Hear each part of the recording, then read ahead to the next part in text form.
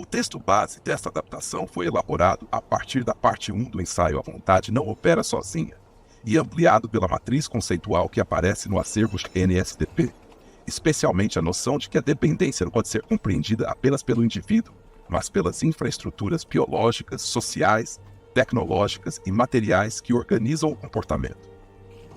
E talvez exista um lugar onde toda essa conversa elegante sobre liberdade, autonomia, protagonismo e escolha comece a ranger como uma porta enferrujada.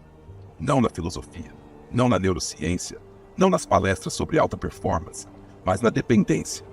Porque enquanto uma porção de gente passa séculos discutindo se somos livres, existe alguém tentando atravessar apenas a próxima hora, sem retornar para aquilo que prometeu abandonar.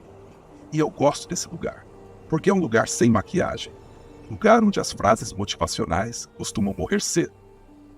A dependência tem essa característica desagradável. Ela obriga a realidade a entrar na conversa.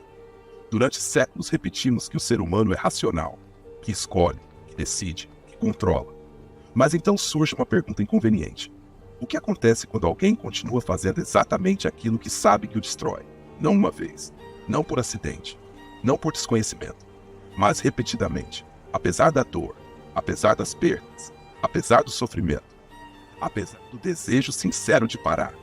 É nesse momento que a discussão deixa de ser filosófica e se torna clínica, deixa de ser abstrata e se torna observável, porque a dependência produz uma rachadura numa das crenças favoritas da modernidade, a crença no eu soberano. Esse personagem curioso que habita propagandas, livros de autoajuda, discursos corporativos e redes sociais, o indivíduo que controla tudo, controla a rotina, controla o corpo, controla as emoções, controla os impulsos, controla a produtividade, controla o destino, controla a si mesmo. A dependência aparece e pergunta apenas uma coisa: tem certeza? E o problema é que ela não faz essa pergunta apenas para quem usa uma substância, ela faz essa pergunta para todos nós. Porque talvez a substância seja apenas uma das formas possíveis de captura. Existem outras, muitas outras. O sujeito que não consegue largar a tela, o sujeito que não consegue largar a aposta, o sujeito que não consegue largar a validação, o sujeito que não consegue largar a produtividade, o sujeito que não consegue largar a própria imagem. Mudam os objetos, permanece a estrutura. Talvez seja por isso que uma palavra tão antiga continue sendo tão atual.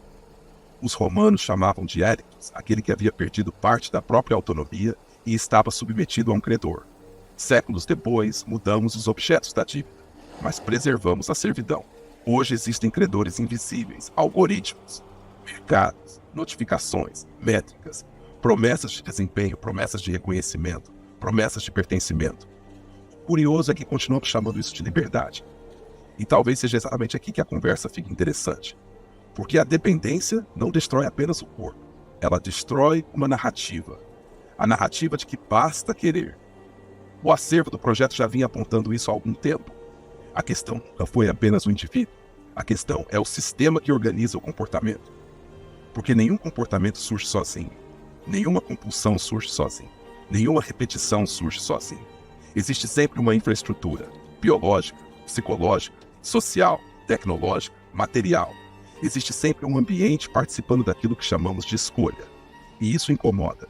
Incomoda porque reduz o tamanho do trono onde colocamos a vontade. A literatura clínica observa isso há décadas.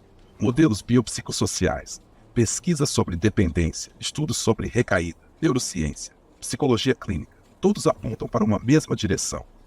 O comportamento humano não nasce de uma única causa. Ele emerge de uma rede feita de história, aprendizagem, corpo, memória, ambiente, fim, sofrimento, condições materiais, cultura. E quanto mais observamos essa rede, mais difícil se torna sustentar a fantasia de que tudo depende apenas de uma decisão. Talvez seja por isso que eu desconfie tanto da indústria motivacional. Ela costuma vender uma imagem muito específica do ser humano. Um indivíduo completamente consciente de si, transparente para si, racional, capaz de reorganizar a própria existência desde que deseje com intensidade suficiente. É uma história bonita. Também é uma história extremamente lucrativa.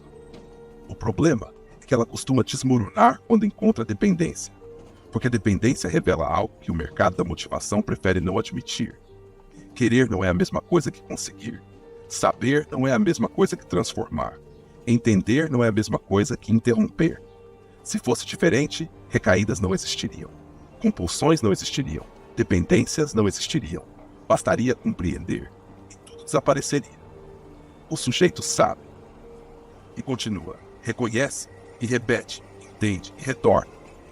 Não porque seja fraco, não porque seja moralmente defeituoso, mas porque a existência humana é muito mais complexa do que os discursos da soberania individual conseguem suportar. Talvez seja exatamente por isso que a dependência continue sendo um dos fenômenos mais honestos da condição humana. Porque ela obriga a abandonar simplificações, obriga a abandonar heroísmos, obriga a abandonar fantasias, e obriga a olhar para aquilo que permanece escondido sob quase todas as escolhas, a vulnerabilidade, aquela velha companheira que a modernidade tentou expulsar pela porta da frente, mas que continua entrando pela janela, todos os dias, sem pedir licença, sem participar do debate, sem precisar provar que existe.